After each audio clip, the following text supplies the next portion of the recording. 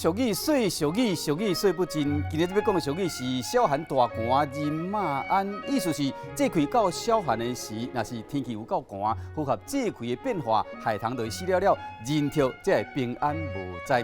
2012年的小寒，北部地区气温剩9度，加上水汽有够，所以讲呢，高山的所在纷纷拢落雪，像合欢山就落规暝雪，就袂输是冰宫同款。有真侪大人带囡仔去山顶耍雪，囡仔拢耍甲真欢喜。这对少年人来讲，更是袂使错过这个赏雪好机会。